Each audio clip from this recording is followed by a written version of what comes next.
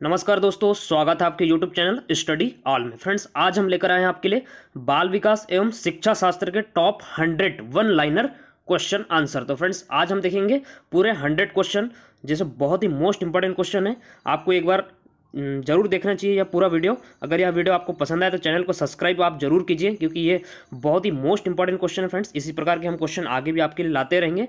तो फ्रेंड्स, आज हमने लेकर आए हैं आपके लिए वन लाइनर क्वेश्चन पूरे 100। तो फ्रेंड्स, यह जो वन लाइनर 100 क्वेश्चन है, ये आप बिल्कुल लास्ट तक जरूर देखिए। इसमें हमने कुछ कुछ क्वेश्चनों में जो है व्याख्या सहित भी आपके लिए लेकर आए हैं। तो फ्रेंड्स, अगर इस चैनल में अगर आप नए हो तो चैनल को सब्सक्राइब जरूर कीजिए, लाइक भी कीजिए, कमेंट भी कीजिए, और इसी प्रकार के अन्य वीडियो पाने के लिए बेल आइकन को प्रेस कीजिए।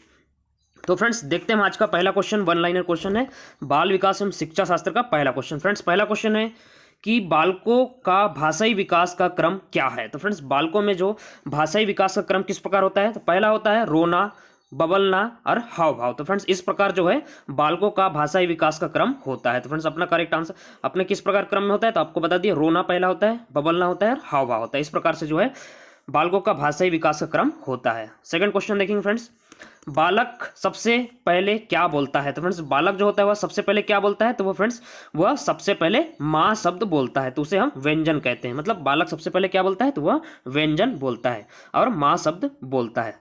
तीसरा क्वेश्चन देखेंगे फ्रेंड्स, बालक सबसे पहले किसकी भाषा को पहचानता है। तो फ्रेंड्स, बालक जो होता है सबसे पहले जो है अपनी माँ की आवाज़ को पहचानता है, या माँ की अपनी भाषा को पहचानता है। इसे ही हम क्या कहते हैं, इसे ही हम मातृभाषा कहते हैं। तो फ्रेंड्स, इससे हमें दो आंसर मिल गए कि सबसे पहले जो बालक है अपनी माँ की आवाज़ को पहचानता है, और इसे ही हम मातृभाषा कहते हैं। नेक्स्ट क्वेश्चन देखेंगे, 14 क्वेश्चन है, बालक किस उम्र में वाक्यों द्वारा अपनी बात को कह पाता है। तो फ्रेंड्स, बालक जो होता है वह किस उम्र में वाक्यों द्वारा अपनी बात को कह सकता है, तो वह 5 वर्ष की उम्र में जो है बालक जो है अपनी बातों को वाक्य द्वारा कह सकता है। पांचवा क्वेश्चन देखेंगे, बच्चे को सबसे पहले भाषा का ज्ञान कहाँ से होता है। तो फ्रेंड्स, जो बच्चा होता है वह सबसे पहले भाषा का ज्ञान कहाँ से होता है, तो वह अपने, इसका करेक्ट आंसर आएगा अपने परिवार से जो है बच्चों को सबसे पहले भाषा का ज्ञान होता है।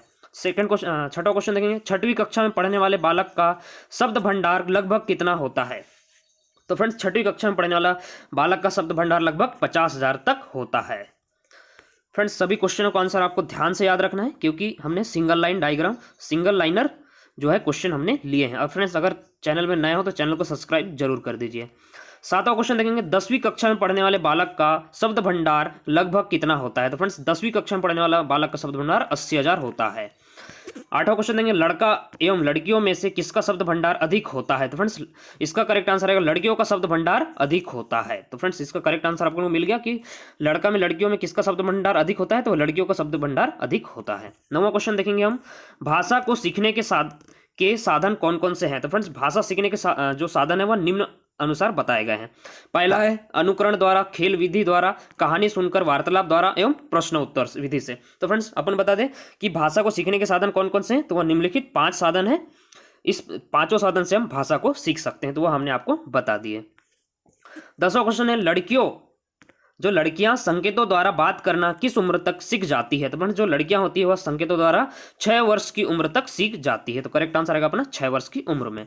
11वां क्वेश्चन देखेंगे, भाषा के विकास को प्रभावित करने वाला कारक कौन कौन से हैं। तो फ्रेंड्स, भाषा विकास को प्रभावित करने वाले कारक कौन से हैं, तो वह निम्नलिखित में से हैं। पहला है लिंग, दूसरा है बुद्धि, तीसरा है स्वास्थ्य, जनसंचार माध्यम, समूह का प्रभाव, सामाजिक आर्थिक स्थिति, पारिवारिक संबंध, विद्यालय, आस पड़ोस के वातावरण का प्रभाव। तो फ्रेंड्स, ये जो 9 हैं, ये जो है भाषा के विकास को प्रभावित करने वाले निम्न कारक हैं। तो फ्रेंड्स, अपन को याद रखना है, कोई भी क्वेश्चन पूछ सकता है अपन को। अपने पास उस बार 4 ऑप्शन मिलेंगे, भाषा विकास को प्रभावित करने वाले कारक कौन कौन से हैं, तो ये इनमें से कोई एक दे देगा और फिर अलग से दे देंगे। तो अपन को पहचानना है कि ये जो है 9 ये भाषा विकास को प्रभावित करते हैं। 11वां क्वेश्चन है, मनुष्य और पशु में मुख्यतः अंतर क्या है। तो फ्रेंड्स, मनुष्य और पशु में मुख्यतः अंतर बुद्धि का होता है। मतलब अपने पास सोचने समझने की शक्ति होती है, उनके पास नहीं होती है, बुद्धि का होता है। 13वां क्वेश्चन फ्रेंड्स, कि बुद्धि को सबसे पहले परिभाषित किसने किया था। तो फ्रेंड्स, बुद्धि को सबसे पहले परिभाषित यूनान के दार्शनिकों ने किया था। तो फ्रेंड्स, अपन को याद रखना है, अगर क्वेश्चन पूछ लिया तो अपन को याद रखना है कि बुद्धि को सबसे पहले परिभाषित यूनान के दार्शनिकों ने किया। 14 क्वेश्चन देखेंगे, आधुनिक काल के बुद्धि के सबसे पहले किसने समझाया। तो फ्रेंड्स, आधुनिक काल में बुद्धि को सबसे पहले किसने समझाया, तो अल्फ्रेड बिने ने 1904 में बताया था। तो फ्रेंड्स, अपन को याद रखना है कि अल्फ्रेड बिने ने 1904 में बताया। 15 क्वेश्चन, है मानसिक आयु के माध्यम से बुद्धि को परिभाषित किसने किया? तो फ्रेंड्स मानसिक आयु के माध्यम से जो है बुद्धि को अल्फ्रेड बेने ने परिभाषित किया। इन्होंने बताया कि बुद्धि दो प्रकार की होती है, पहला है मानसिक आयु बुद्धि और दूसरा है वास्तविक आयु बुद्धि। तो फ्रेंड्स इसमें जो है परिभाषित किसने किया? अल्फ्रेड बेने ने, और दो प्रकार की उन्होंने बताया, पहला है मानसिक आयु बुद्धि, दूसरा है वास्तविक आयु बुद्धि। नेक्स्ट क्वेश्चन देखेंगे, अल्फ्रेड बेने किस देश के निवासी थे? तो फ्रेंड्स अल्फ्रेड बेने जो थे वह फ्रांस के निवासी थे। आपको याद रखना है, देखिए याद रखना है कि अल्फ्रेड बेने किस देश के निवासी थे? तो वह फ्रांस के निवासी थे। नेक्स्ट क्वेश्चन देखेंगे, अल्फ्रेड बेने किस विषय के प्रोफेसर थे? तो फ्रेंड्स अल्फ्रेड बेने क्वेश्चन पूछ लेंगे किस विषय के प्रोफेसर थे? तो वह मनोविज्ञान के प्रोफेसर थे। तो फ्रेंड्स अपन को याद रखना है किस विषय के प्रोफेसर थे? तो वह मनोविज्ञान के प्रोफेसर थे। नेक्स्ट क्वेश्चन देखेंगे, बुद्धि का एक कारक सिद्धांत किसने दिया? तो फ्रेंड्स जो बुद्धि का एक कारक सिद्धांत था वह अल्फ्रेड बेने ने दिया था। सहयोगी कौन थे? सर्टन, टर्मन और साइमन, ये जो थे यह सहयोगी थे। 19वां क्वेश्चन है, बुद्धि के दो कारक सिद्धांत किसने दिया? तो फ्रेंड्स बुद्धि के जो दो कारक सिद्धांत वह किसने दिया? तो वह स्पेयर मैन ने दिया था। अपन को याद रखना है कि दो कारक सिद्धांत पूछा तो किसका नाम देखना है? अपन को स्पेयर मैन ने दिया था। नेक्स्ट क्वेश्चन देखेंगे हम, बुद्धि के दो कारक सिद्धांत कौन कौन से हैं? तो फ्रेंड्स पहला है जी कारक सिद्धांत और दूसरा है एस कारक सिद्धांत। तो फ्रेंड्स अपन को याद रखना है कि बुद्धि के दो कारक सिद्धांत कौन कौन से हैं? तो पहला है जी कारक, दूसरा है एस कारक। नेक्स्ट क्वेश्चन देखेंगे, बुद्धि का समूह कारक सिद्धांत किसने दिया? तो फ्रेंड्स अब पूछा है कि समूह कारक सिद्धांत किसने दिया? तो फ्रेंड्स किसने दिया? तो वह थर्स्टन ने दिया। समूह कारक सिद्धांत किसने दिया? तो वह थर्स्टन ने दिया। इनके अनुसार जो बुद्धि आईक्यू होती है वह 7 कारक है, मतलब इनके अनुसार जो है बुद्धि के 7 कारक होते हैं। 22वां क्वेश्चन है, बुद्धि का बहुकारक सिद्धांत किसने दिया? तो फ्रेंड्स बहुकारक सिद्धांत किसने दिया? आप सभी को पता है, तो थॉर्नडाइक ने जो है बहुकारक बुद्धि का बहुकारक का सिद्धांत थॉर्नडाइक ने दिया। 23वां क्वेश्चन है, बुद्धि का बहुबुद्धि सिद्धांत किसने दिया? तो वह गार्डनर ने दिया। 24वां क्वेश्चन है, बुद्धि का तरल व ठोस सिद्धांत किसने दिया? तो फ्रेंड्स आरबी कैटल। अपन को याद रखना है कि अगर तरल ठोस सिद्धांत अपन को पूछा तो आरबी कैटल ने जो है बुद्धि का तरल व ठोस सिद्धांत दिया, तो आरबी कैटल ने दिया। 25वां क्वेश्चन देखेंगे, बुद्धि का प्रतिदर्श नमूना सिद्धांत किसने दिया? तो फ्रेंड्स अपने जो भी सिद्धांत है बुद्धि के वो सभी पढ़ रहे हैं, अपन को याद रखना है। आप एक बार नहीं 2 बार रिपीट करके इस वीडियो को देखना ताकि आपको समझ में आ सके। तो प्रतिस्पर्धा नमूना का सिद्धांत जो है वह थॉमसन ने दिया। तो फ्रेंड्स अपन को याद करना है कि प्रतिस्पर्धा अगर पूछा अपन को तो थॉमसन का क्लिक करना है अपन को। 26वां क्वेश्चन है, सीमा हर पार्ट को बहुत जल्दी सीख लेती है जबकि लीना उसे सीखने में ज्यादा समय लेती है, यह विकास के खालिस्तान सिद्धांत को दर्शाता है। तो फ्रेंड्स यह जो है कारण जो है यह विकास के व्यक्तिक सिद्धांत को दर्शाता है। तो फ्रेंड्स अपन को याद रखना है कि यह कौन से सिद्धांत को दर्शाता है? तो व्यक्तिक सिद्धांत को दर्शाता है। नेक्स्ट क्वेश्चन देखेंगे फ्रेंड्स, निम्नलिखित में से खालिस्तान के अतिरिक्त सभी वातावरणीय कारक विकास को आकार देते हैं। तो फ्रेंड्स शारीरिक गठन के अतिरिक्त, निम्नलिखित में से शारीरिक गठन के अतिरिक्त जो है सभी वातावरणीय कारक विकास को आकार देते हैं। तो अपन को क्या लगाना है? शारीरिक गठन लगाना है। नेक्स्ट क्वेश्चन है, एक अच्छी पाठ्य पुस्तक बचाती है। तो फ्रेंड्स लैंगिक पूर्वाग्रह को बचाती है। जो एक अच्छी पाठ्य पुस्तक होती है वह लैंगिक पूर्वाग्रह को बचाती है। नेक्स्ट क्वेश्चन देखेंगे, पियाजे के अनुसार संज्ञानात्मक विकास के किस चरण पर बच्चा वस्तु स्थायित्व को प्रदर्शित करता है? तो फ्रेंड्स वह होती है अवस्था पूर्व संक्रियात्मक चरण। जो है अवस्था में जो है जो बच्चा होता है वह वस्तुत स्थायित्व को प्रदर्शित करता है। तो अपन को क्या लगाना है? कौन सी अवस्था? पूर्व संक्रियात्मक चरण। नेक्स्ट क्वेश्चन है 30वां है, वह विचारात्मक प्रक्रिया जिसमें नूतन वास्तविक तथा उपयोगी अवधारणाओं का प्रस्तुतिकरण निहित हो कही जाती है। तो फ्रेंड्स उसे हम क्या कहते हैं? तो उसे हम रचनात्मकता कहते हैं। तो अपन को याद रखना है कि विचार प्रक्रिया जिसमें नूतन वास्तविक तथा उपयोगी अवधारणाओं का प्रस्तुतिकरण निहित हो कही जाती है तो उसे रचनात्मकता कहा जाता है। तो ऑप्शन नंबर रचनात्मकता करेक्ट आंसर आएगा। 31वां क्वेश्चन है, माता पिता से वंशजों में स्थानांतरित होने वाले लक्षणों को कहा जाता है। तो फ्रेंड्स आप सभी को पता है इसे हम आनुवांशिकता कहते हैं। 32वां क्वेश्चन है, बुद्धि का कौन सा सिद्धांत सामान्य बुद्धि जी और विशिष्ट बुद्धि एस की उपस्थिति को समर्थन करता है? तो वह है स्पीयरमैन का द्विखंड सिद्धांत। फ्रेंड्स मोस्ट इंपॉर्टेंट क्वेश्चन है, आपका इसका आंसर बिल्कुल याद रखना है। जो सामान्य बुद्धि जी और विशिष्ट बुद्धि एस की उपस्थिति का समर्थन करता है तो वह कौन सा सिद्धांत है? स्पीयरमैन का द्विखंड सिद्धांत है। 33वां क्वेश्चन है, प्रतिबिंब अवधारणा प्रतीक एवं संकेत भाषा शारीरिक क्रिया और मानसिक क्रिया अंतर्निहित है। तो किसमें ये सभी क्रियाएं अंतर्निहित होती है? तो वह विचारात्मक प्रक्रिया में ये सभी क्रियाएं जो है वह अंतर्निहित होती है। नेक्स्ट क्वेश्चन है, वह प्रक्रिया जिसके द्वारा माता पिता या अनुमान लगाते हैं कि उनके बच्चे में सभी सकारात्मक गुण है क्योंकि एक गुण सकारात्मक है तो वह क्या कहलाता है? तो फ्रेंड्स वह परिवेश का प्रभाव कहलाता है। अगर माता पिता अनुमान लगाते हैं कि बच्चे में सभी सकारात्मक गुण है क्योंकि एक गुण सकारात्मक है तो यह परिवेश का प्रभाव कहलाता है। नेक्स्ट क्वेश्चन देखेंगे फ्रेंड्स, रमेश और अंकित की समान बुद्धि लब्धि जो है वह 120 है। रमेश अंकित से 2 वर्ष छोटा है, यदि अंकित की आयु 12 वर्ष हो तो रमेश की मानसिक आयु होगी। तो फ्रेंड्स इसको तो हम अभी डिटेल नहीं बताएंगे, अगर आपको इस क्वेश्चन को डिटेल से जानना है तो आप 7999447981 में इस क्वेश्चन 35 का हमको डिटेल बताओ करके आप मैसेज कर सकते हो, तो हम आपको इसको पूरा इसके सूत्र लगा के आपको समझाकर बता देंगे। तो फ्रेंड्स इसका जो अभी करेक्ट आंसर आएगा वो आएगा 12 वर्ष होगी। 36वां क्वेश्चन है, छात्र की प्रयोगात्मक दक्षता के आकलन का यथोचित रूप है। तो फ्रेंड्स वह क्या है, तो वह अवकलन है। नेक्स्ट क्वेश्चन देखेंगे, कक्षा नायक द्वारा प्रयुक्त मूल्यांकन का प्रकार अनुदेशन के समय सीखने के विकास में किया जाता है, तो वह क्या कहलाता है। तो फ्रेंड्स उसे हम क्या कहते हैं, तो उसे हम फॉर्मेटिव मूल्यांकन कहते हैं। अगर आपको पूछ लिया कि 4 ऑप्शन दिए कि कक्षा नायक द्वारा प्रयुक्त मूल्यांकन का प्रकार अनुदेशन के समय सीखने के विकास में किया जाता है, तो उसे क्या कहते हैं, फॉर्मेटिव दे दिया, और भी नेक्स्ट 2-3 ऑप्शन दे दिए, तो अपन को क्या में टिक करना है, तो फॉर्मेटिव मूल्यांकन में टिक करना है। 38वां क्वेश्चन है, पियाजे के अनुसार मूर्त संक्रियाओं का स्तर किस अवधि में घटित होता है। तो फ्रेंड्स पियाजे के अनुसार जो मूर्त संक्रियाओं का जो स्तर है वह 7 से 11 वर्ष में घटित होता है। नेक्स्ट क्वेश्चन है, बालक में अपराधी प्रवृत्ति के विकसित होने का मुख्य कारण है परिवार का वातावरण। अगर फ्रेंड्स परिवार का वातावरण सही रहेगा तो बालक भी उसी वातावरण में ढलेगा। अगर परिवार का वातावरण ही मतलब अपराध प्रकृति का है या फिर शराब का सेवन करता है, जो भी परिवार का वातावरण डिपेंड करता है। 40वां क्वेश्चन है, किस मनोवैज्ञानिक के अनुसार विकास एक सतत और धीमी प्रक्रिया है। तो फ्रेंड्स आप सभी को पता है कि स्किनर ने जो सिद्धांत दिया था मनोवैज्ञानिक का, विकास एक सतत और धीमी प्रक्रिया, यह कथन किसका है, तो वह स्किनर का है। 41वां क्वेश्चन है, बाल्यावस्था होती है। तो फ्रेंड्स बाल्यावस्था जो है वह 12 वर्ष तक होती है। तो अपन को याद रखना है, क्वेश्चन पूछ लिया कि बाल्यावस्था होती है तो और भी ऑप्शन दिए होंगे, तो आपको क्लिक करना है 12 वर्ष का तक होती है। 42वां क्वेश्चन है, व्यक्तित्व विकास की अवस्था है। तो फ्रेंड्स व्यक्तित्व विकास की अधिगम एवं बुद्धि, व्यक्तित्व विकास की कौन सी अवस्था है, तो वह अधिगम एवं बुद्धि की अवस्था है। 43वां क्वेश्चन, विकास में बुद्धि से तात्पर्य है। तो फ्रेंड्स आकार, सोच, समझ, कौशलों में बुद्धि जो है विकास में बुद्धि से तात्पर्य है, तो अपन आंसर आएगा आकार, सोच, समझ, कौशलों में वृद्धि। 44वां क्वेश्चन देखेंगे, परिपक्वता का संबंध किससे है। तो फ्रेंड्स परिपक्वता का जो संबंध है वह विकास से है, मतलब जैसे जैसे विकास होगा वैसे अपने में परिपक्व आते जाएगा। 45वां क्वेश्चन, तनाव और क्रोध की अवस्था है। तो फ्रेंड्स तनाव और क्रोध की अवस्था कौन सी कहलाती है, तो वह किशोर अवस्था को हम तनाव और क्रोध की अवस्था कहते हैं। 46वां क्वेश्चन है, बालक का विकास परिणाम है। तो फ्रेंड्स बालक में जो विकास होता है वह किसका परिणाम है, तो वह वंशानुक्रम व वातावरण की अंतःक्रिया का परिणाम है। तो ऑप्शन नंबर अपना वंशानु, अपन को क्या याद रखना है, बालक का विकास का परिणाम है, अगर पूछ लिया तो वंशानुक्रम व वातावरण की अंतःक्रिया का परिणाम है। नेक्स्ट क्वेश्चन देखेंगे, एक बच्चे की मानसिक आयु 12 वर्ष है एवं वास्तविक आयु 10 वर्ष है, तो उसकी बुद्धि लब्धि क्या होगी। तो फ्रेंड्स उसकी जो बुद्धि लब्धि होगी वह 120 होगी। किस प्रकार होगी अगर आपको जानना है तो आपको मैं व्हाट्सएप नंबर दे दिया हूं, उसमें आप मतलब पूरी डिटेल जान सकते हो।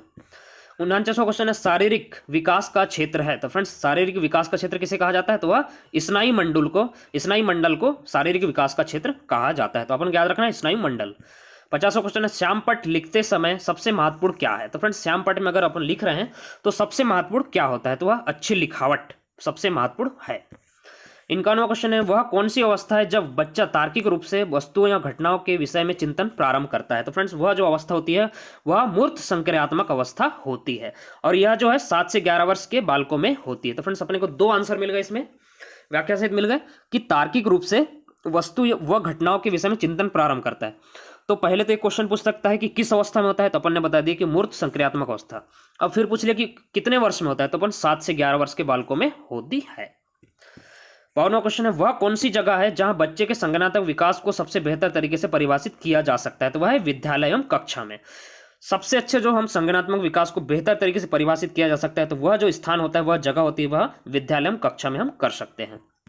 नेक्स्ट क्वेश्चन देखेंगे फ्रेंड्स, बच्चे दुनिया के बारे में अपनी समझ का सृजन करते हैं, इसका श्रेय विद्वान को जाता है, तो किसको जाता है, तो वह जीन पियाजे को जाता है। अगर पूछिए अपन को कि बच्चे दुनिया के बारे में अपनी समझ का सृजन करते हैं, तो वह किस मनोवैज्ञानिक के श्रेय में जाता है, तो वह जीन पियाजे को जाता है।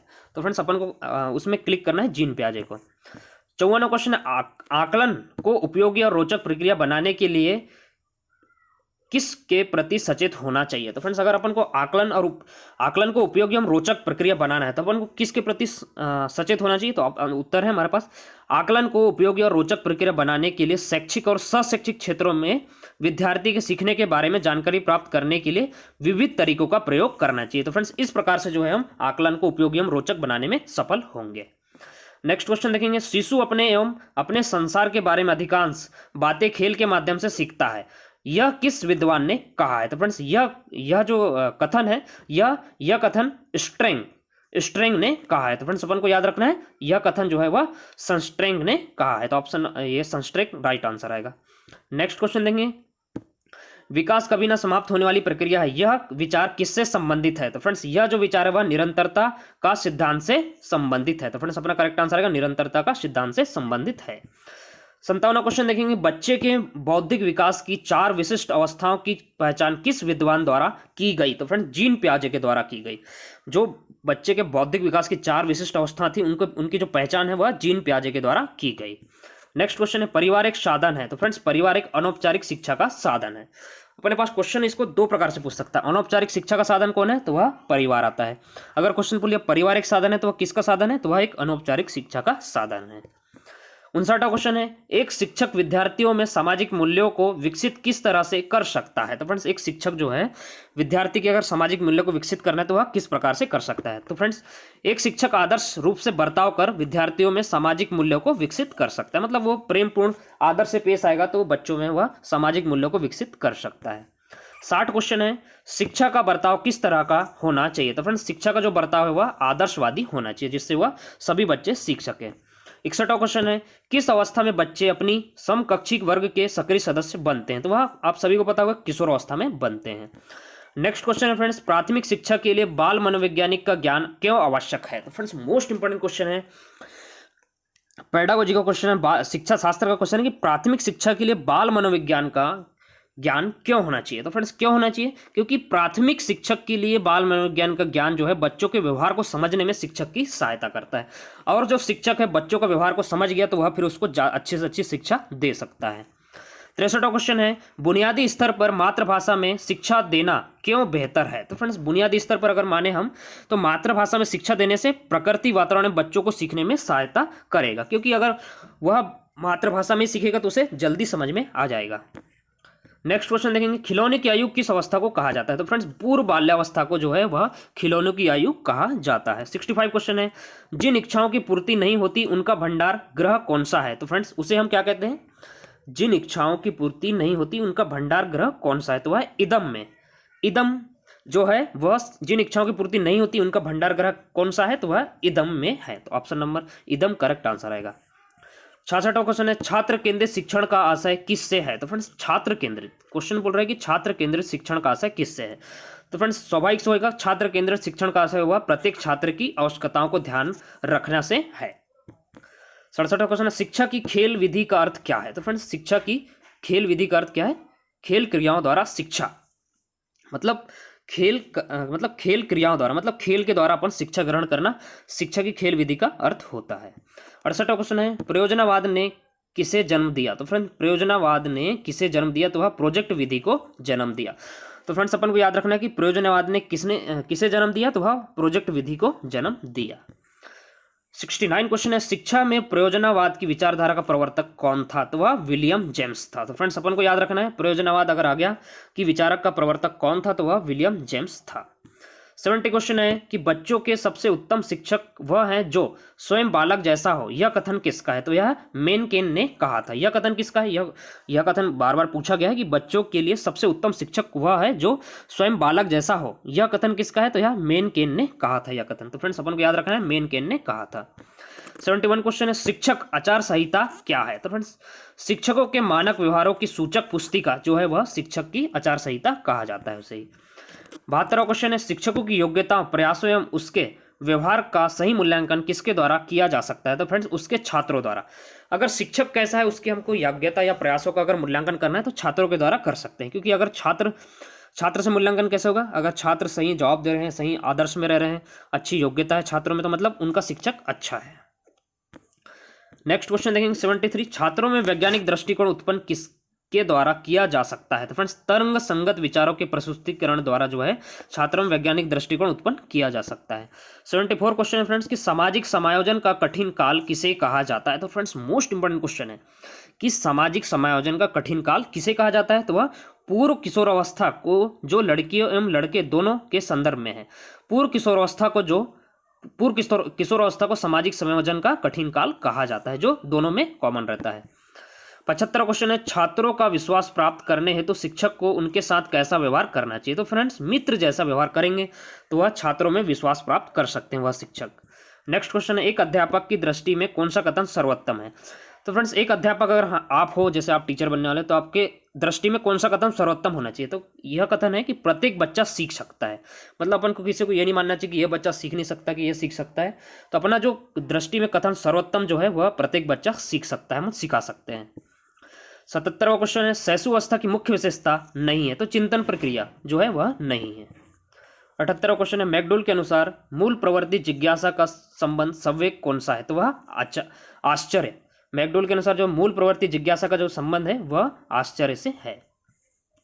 79 क्वेश्चन है किस मनोवैज्ञानिक के अनुसार विकास एक सतत और धीमी प्रक्रिया है। धीमी धीमी प्रक्रिया। तो यह हरलाक मनोवैज्ञानिक के अनुसार है। तो याद रखना है अपन को, हरलाक मनोवैज्ञानिक है।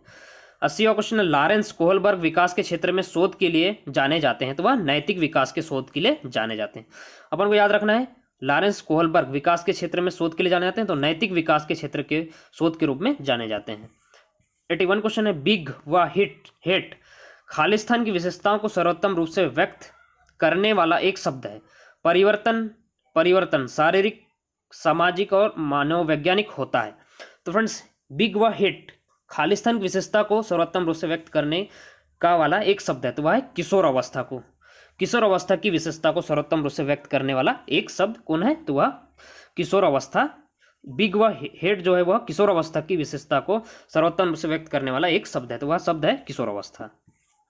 82वां क्वेश्चन है व्यक्तिगत शिक्षार्थी एक दूसरे से खालिस्तान में भिन्न होते हैं। तो वह विकास की दर में भिन्न होते हैं। नेक्स्ट क्वेश्चन देखेंगे हम विकास कभी ना समाप्त होने वाली प्रक्रिया, यह विचार किससे संबंधित है। तो फ्रेंड्स यह जो विचार है वह निरंतरता का सिद्धांत से संबंधित है। 84 क्वेश्चन है निचली कक्षाओं में खेल पद्धति मूल रूप से आधारित है। तो फ्रेंड्स जो निचली कक्षा होती है, प्राथमिक कक्षा होती है, विकास एवं बुद्धि के मनोवैज्ञानिक सिद्धांतों पर आधारित होती है, जिससे हम उनको मतलब खेल पद्धति द्वारा भी उनको शिक्षण दे सके। 85 क्वेश्चन है बालक का विकास परिणाम है। तो फ्रेंड्स अभी भी हमने बताया था कि बालक का विकास जो परिणाम होता है वो वंशानुक्रम तथा वातावरण की अंतरक्रिया का परिणाम है।